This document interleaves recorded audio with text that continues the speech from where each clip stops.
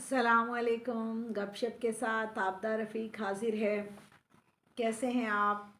अल्हम्दुलिल्लाह, मुझे उम्मीद है कि आप सब खैरियत से होंगे। मैं भी खैरियत से हूँ।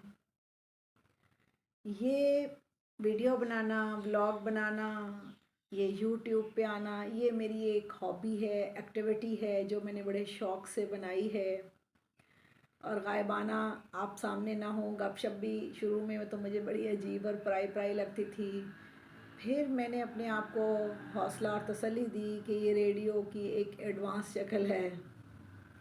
रेडियो का भी एक बहुत मज़ा होता था और है, जो लोग आज भी सुनते हैं। मैं तो ज़रूर उसको कभी कभी सुनती रहती हूँ। मुझे बहुत अच्छी लगती हैं उनकी बातें और गपशप। प्रोग्राम बहुत अच्छे होते हैं, बड़े पढ़े लिखे अदबी प्रोग्राम भी होते हैं। तो हमें ज़िंदगी गुजारने के साथ साथ अपनी ज़िंदगी गुजारने के अच्छे तरीक़ों को अपनाना है। ज़िंदगी तो गुज़र रही है, वक्त हमें गुजार रहा है, तो मैं ये चाहती हूँ कि हम वक्त को इंजॉय से गुजारें। वो तो नहीं रुक रहा, वो तो दिन रात चल रहा है, अल्लाह ताला का सिस्टम है। तो हम अपनी ज़िंदगी को इंजॉयबल कैसे बनाएं उसके लिए हर एक को अपने हिसाब से ना अमल करने की ज़रूरत है। उन तरीक़ों को अपनाने की ज़रूरत है जिससे हमारे दिमाग में, दिल में, वजूद में बेहतरी और ख़ूबसूरती और सुकून आ सके। पीस ऑफ लाइफ ज़रूरी है। अगर ये है तो हम हर काम बहुत अच्छे तरीके से कर सकते हैं। अल्लाह ताला सबको तौफीक दे। मैं फिर ये कहूँगी कि ये मेरी तो एक एक्टिविटी और हॉबी है, लेकिन जो लोग जिनके बच्चे छोटे हैं मुझसे छोटी उम्र के जोड़े हैं, वो अपने घर बार और बच्चों की तरफ तवज्जो दें, क्योंकि वो बहुत तवज्जो के हामिल हैं और उन्हें ज़रूरत है।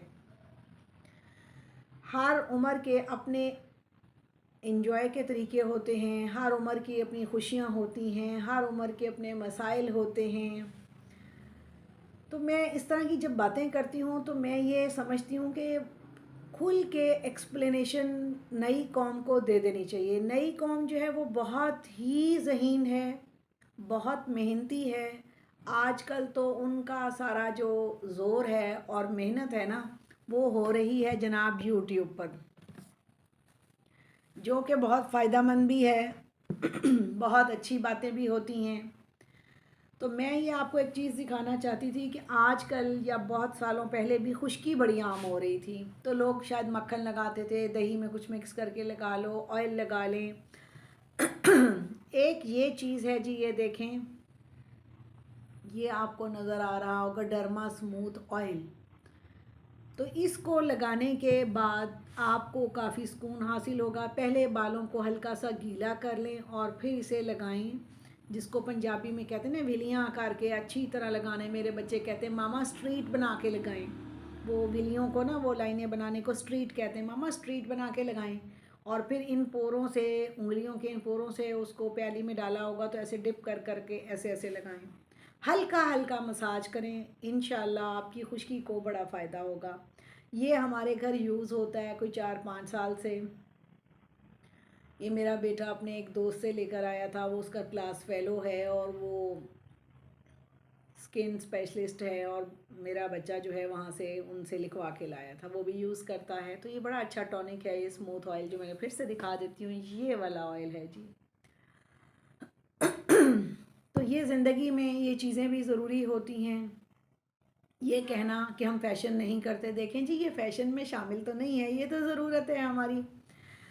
और बहुत सारी ऐसी चीज़ें जो हमें पता ही नहीं होती, या हम इस्तेमाल करते हुए डरते हैं, परेशान होते हैं, हमें नहीं होना।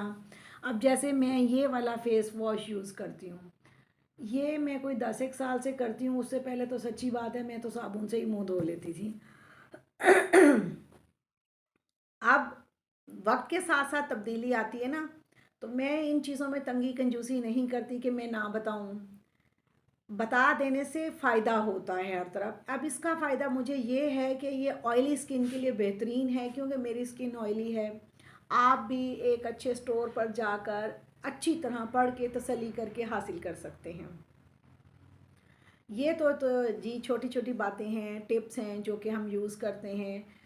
जुमा है आज, तो जुमा में हम जहाँ बहुत सारे काम करते हैं, हम आज ही अपनी नीयत बनाएं, मैं भी आप भी, कि अगर हम लंबी लंबी तस्बीहात 100 वाली, हज़ार हज़ार वाली वाकई नहीं कर सकते। हम आम सादा बेसब्रे नाशुक्रे इंसान हैं, ठहराव ठंड और सुकून भी हमें नहीं है, और किसी चीज़ को हम पक्के होकर कर भी नहीं सकते।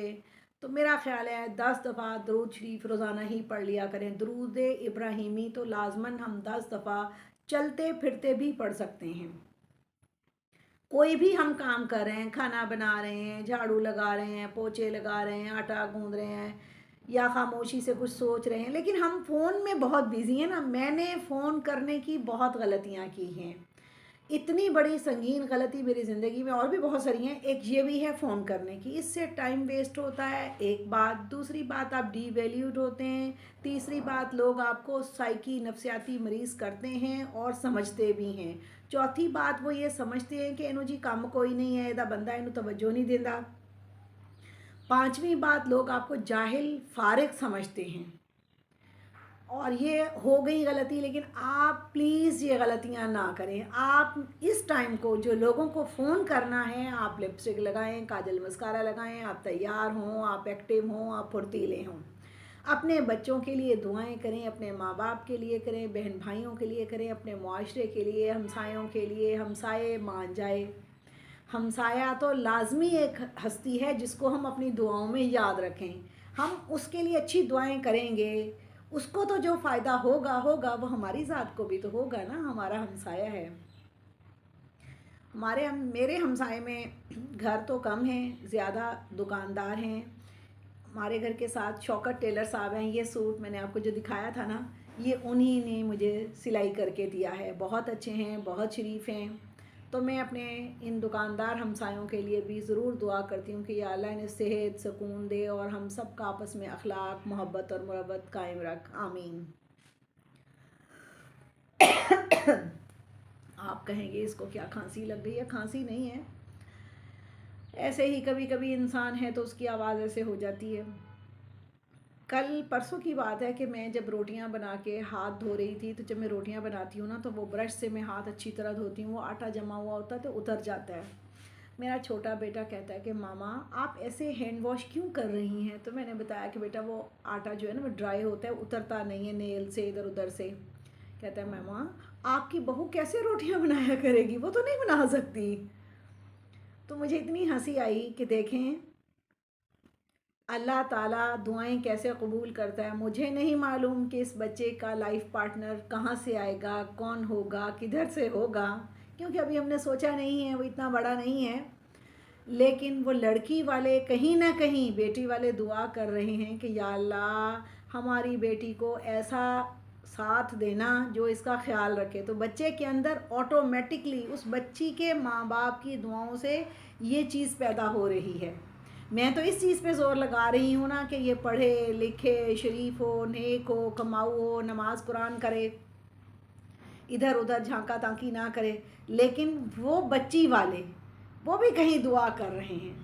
तो मुझे अपने बेटे पे बहुत प्यार आया और मैंने उसके लिए बहुत दुआ की कि या अल्लाह इसको तू बहुत अच्छा साथ देना, और ये जो इसकी आज सोचें हैं ये हमेशा इसी तरह अपनी अच्छी सोचों पर कायम रहे, बदनज़री से भी बचे और अपनी बीवी से बहुत अच्छी बना के रखे। जो इसकी मासूम प्यारी सोच है, या अल्लाह ये अपने साथी के लिए हमेशा मासूम प्यारी सोच रखे, और साथी भी इसका ऐसा ही इसके लिए रखे। ये कितनी छोटी छोटी दुआएं हैं और ये हम शायद सोच नहीं पाते। दुआओं का असर फ़ौरन नज़र नहीं आता, साला साल भी लग जाते हैं। जैसे आप हज़रत याकूब अलैहिस्सलाम का किस्सा सुने, यूनुस अलैहिस्सलाम का सुने। अम्बिया अलैहिस्सलाम ने भी मुद्दतों दुआएं की हैं। वो बच्ची ज़रूर कहीं छोटी पल तो रही है ना, पैदा तो वो हो चुकी है, तो माँ बाप दुआएं कर रहे हैं। ये कोई लतीफ़ा नहीं, ये एक हकीकत है। मेरे माँ बाप ने भी मेरे लिए बहुत दुआएं की हैं। तो ये मैं बहुत छोटी थी जब मेरी अम्मी जान दुआएं किया करती थी, या अल्लाह जवाई पढ़े लिखे दें, शरीफ दें, नेक दें। तो मैं इतनी छोटी थी तो मुझे ये दुआएं कोई समझ भी नहीं लगती थी और कोई पसंद भी नहीं आती थी।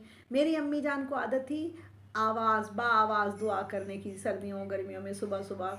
तो मैं सुनती थी, तो मुझे ये कोई इतनी लगाव नहीं आता था और समझ भी नहीं थी, शायद अहमियत का अंदाज़ा भी नहीं था।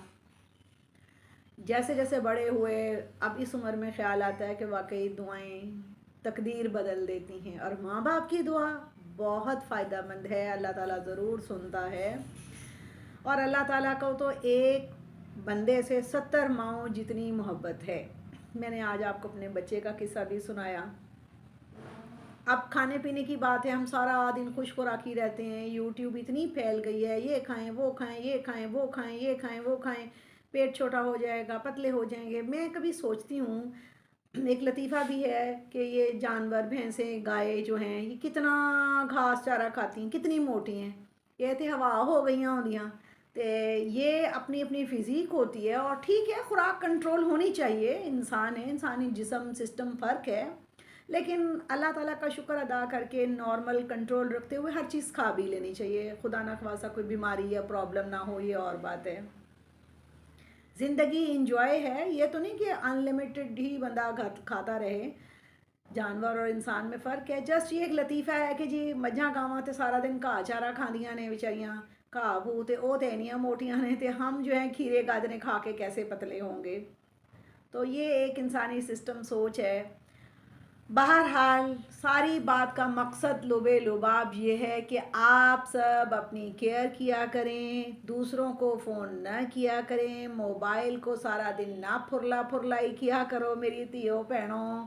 एयर टाइम दा ज़िया है, कोई कार चार बातें हैं तो वो सीखें, और अपने घर पर तवज्जो दें, अपनी ज़ात पर तवज्जो दें। फिर लोग ये भी कहते हैं, ले इनू तो खान पान का ही नहीं पता, इनू तो फैशन का ही नहीं पता, हाय हाय इनू दावत की बुलाई है, अच्छा आना तो फिर अच्छे कपड़े पहन के आना। फिर ये बातें तकलीफ़ देती हैं और दिल में बैठ जाती हैं, ये जाती नहीं। लोग जूते कपड़े को सलाम करते हैं, ये आपको पता होगा, ये आपको समझ होगी, नहीं है तो मैं बता देती हूँ और तफसीलन बता दिया जी। अगर आपको मेरी गपशप अच्छी लगी है तो लाइक करें, सब्सक्राइब करें और बेल का बटन दबाएं और शेयर करें। कोई गंदी बात शेयर नहीं करनी, अपने दिमाग को खाली प्याले की तरह रखें, इसमें खूबसूरत बातें डालें, अपने हस्बैंड, बच्चों, माँ बाप, बहन भाइयों, हमसायों के लिए इसमें प्यार डालें, बहुत ज़रूरी है। ये प्याला, ये बर्तन अच्छी बातों के लिए है, वरना इसमें बहुत सारी बीमारियाँ हो जाएंगी जिनका नाम है नफ्सियाती बीमारियाँ। चलें जी, आपका बहुत बहुत शुक्रिया कि आपने मुझे टाइम दिया, और मेरी वीडियो देखने से पहले प्लीज़ आपसे एक हम्बल रिक्वेस्ट है कि आप तैयार हो जाया करें जी। अस्सलामु अलैकुम।